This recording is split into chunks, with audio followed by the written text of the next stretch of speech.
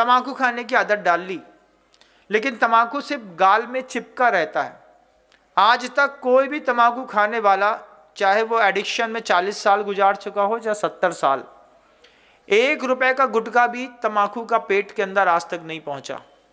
सिर्फ अहंकार के चक्कर में कि हम तम्बाकू नहीं खाएंगे, गुटखा नहीं खाएंगे, तो लोग हमें कहीं लल्लू न समझ बैठे। इसलिए यहाँ पर गुटखा दबा करके सैकड़ों लोगों ने 20-20 लाख रुपए खर्चा करके अपने गले का ऑपरेशन कराया। ऐसा कोई व्यक्ति ध्यानेन चेदुबे लब्बे, मुद्दे बात तो उधर पे है। मैं ये बात ये जरूर बताना चाहता हूँ कि तम्बाकू खाने वालों ने आज तक पेट में तम्बाकू का इतना सा रस भी नहीं पहुंचाया, एक बूंद भी नहीं पहुंचाया। कोई एक बूंद भी तम्बाकू का रस नहीं पहुंचा सकता पेट के अंदर। हम आपको बताते हैं, हमारे महासागर जी महाराज जी थे, तो वो तम्बाकू खाते थे। उनके साथ उनके कांख के नीचे एक मचला चलता था। मचला समझते हैं? नहीं समझते होगे। उसमें एक में पेपरमेंट रखी रहती है, लौंग रखी रहती है, सुपारी रखी रहती है, 2 सुपारी खड़ी रखी रहती है, एक कतरनी मतलब सरौता रखा रहता है। सरौती होत कहते हैं उसको, क्योंकि ताजी सुपारी कतर के खाने का एक अलग स्वाद रहता है, और जो कतर जाती हैं उसमें से अलग निकल जाता है। तो वो मचला उनके साथ में चलता रहता था हमेशा। वो कहीं भी जाते थे तो मचला साथ में लेके जाते थे। गृहस्थ अवस्था की बात है। गोटेगांव के स्टेशन में हमें आज भी याद है, गर्मी के दिनों में हम लोग दोनों कहीं से लौट रहे थे, और उन्होंने गर्मी के दिनों में ट्रेन के अंदर बैठ करके तम्बाकू खा ली। झटका लगा, तम्बाकू का गुटखा अंदर चला गया। उसके बाद तो मजे आ गए।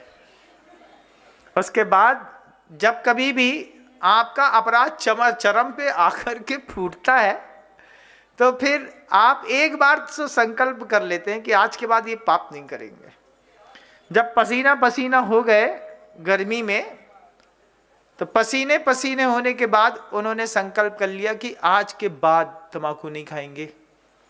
हमने कहा बहुत अच्छी बात है, तो ये मचला उठा के फेंक दो।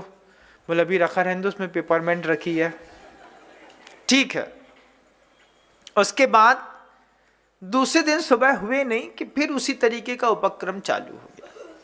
ये तो कृपा गुरुदेव की थी कि जिन लोगों से उम्मीद नहीं थी कि ये कभी पिछी उठा पाएंगे, तमंचे उठाने वाले जब पिछी उठा लें तो जय जयकार तो होती है। मैंने देखा, क्योंकि हमारे हाथ से हम लोग साथ में रहते थे तो हम तो जानते ही थे कि एक गन जो थी वो उनके पैंट में हमेशा फंसी रहती थी। जब उनके हाथ में पिछी आ गई और हम लोग अमरकंटक में जंगल से लौट रहे थे, तो हमने उनसे कही थी ये बात कि महासागर जी सोचो, एक टाइम था इस मोहल्ले में तुम तमंचा लेके घूमते थे, आज पिछी लेके घूम रहे हैं। तो उन्होंने बड़े अच्छे से कहा ये सब गुरुदेव की कृपा है, अगर गुरु जी ना होते तो अभी भी जेब में कट्टे ही फंसो रहते और फालतू के पाप में ही लगे रहते। ये तो एक महान गुरु की कृपा हुई। कितना उनका औरा होगा कि उन्होंने अपने उस औरे से ऐसे ऐसे लोगों को बदला है जिसकी उम्मीद नहीं थी। बंधु, उम्मीद नहीं थी। ऐसे ऐसे उनकी सेना में लोग आए, खड़े हो गए, और सबसे बड़ी बात, आज भी ऐसे लोग वफादारी के साथ गुरु जी की सेना में खड़े हैं। और वो बात मैं कह रहा हूं कि आप तम्बाकू मुंह में डाल सकते हैं, पेट में नहीं डाल सकते। निर्विवाद सत्य है और जीवन भर बना रहेगा। तम्बाकू के खेत में बाढ़ नहीं लगती। क्यों नहीं लगती? क्योंकि गधा भी जाता है तो ऐसा उसको अपनी नाक से मुंह उल्टा करके सूंघेगा और देखेगा कि तम्बाकू है नहीं खानी है। तो तम्बाकू के खेत में कभी बाढ़ नहीं लगती, कोई जानवर नहीं खाता। अब जिस तम्बाकू को जानवर नहीं खाता उसको भी इंसान खा लेता है। ये तो महिमा है आप लोगों की। धन्य है आप लोग जो तम्बाकू देवता मम देवो भव। रात में गुटखा फंसा के सोना, सुबेरे उसी के साथ कुल्ला करना, उसी को रसगुल्ला समझना, उसी को मिठाई समझना, उसी को भोजन समझना। हम खाने के बिना रह सकते हैं लेकिन गुटखे के बिना नहीं रह सकते। गुटखा तेरी महिमा अपरंपार। तो घर के अंदर वो जो बात मैं कह रहा था ध्यानेन चेदुवे लभ्य क्वाद्रियांतराम विवेकिन। मान लीजिए आपके घर के अंदर किसी को तंबाकू खाने के कारण कैंसर डिटेक्ट हो गया। अब कैंसर डिटेक्ट होने के बाद उसका इलाज हो गया। इलाज होने के पूरे प्रोसेसिंग पीरियड को आपने अपनी आंख के सामने देखा। अब आपका जो विचलित मन है वो बार बार एक चीज सोचता है। मन आपका सोचता है आज भी, आप इस बात को नकार ही नहीं सकते हैं। मन सोचता है कहीं ऐसा तो नहीं कि हमको हो जाएगा।